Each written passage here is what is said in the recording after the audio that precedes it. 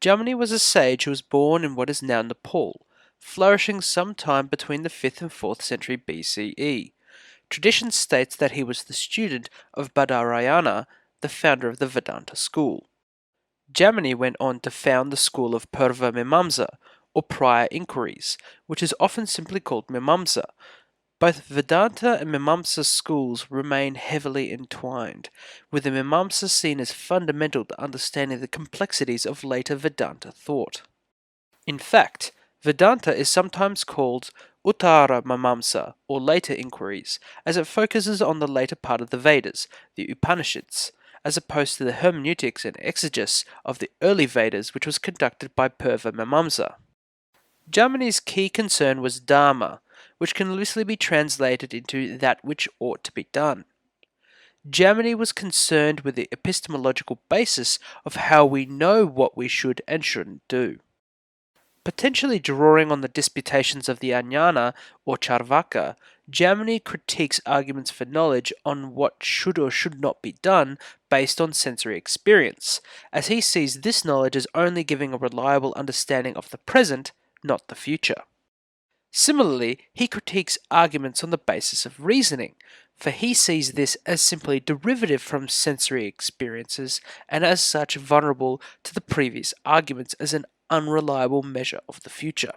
In answer to these issues, Jamini says that the only method of knowing what we should do, or our dharma, is the injunctive, something being told to do X by someone else. However, he describes that these injunctives were only as good as the individual who stated them. The problem now stood was that any individual who would issue an injunctive would be finite, and as such would have defects which would warp their commands due to their imperfect understanding as the future, as outlined above. Faced with the issue of knowledge, Jamini turned to the ancient texts of the Vedas, which were a compilation of the oral traditions, mythology, historiography, and rituals of the Indo-Aryan peoples who had migrated into India from the northwest. For Jamini, these Vedas were not merely records or tales, but uncreated truth, eternal, authorless, and infallible. The only way that humans could receive this truth is through sages and seers who were more in tune with the universe, and who were therefore capable of understanding this superior truth and transmitting it through to the rest of humanity. With this uncreated truth in hand, humans now had a dharma which could tell them what they should and shouldn't do, provided from a non-finite source in the form of the Vedas. Jamini, in accepting the Vedas as truth, accepted the pantheon of Vedic gods, but appears to have rejected the idea of a creator god. The school, possibly influenced by the Charvaka, had a naturalistic and mechanistic view of how reality worked.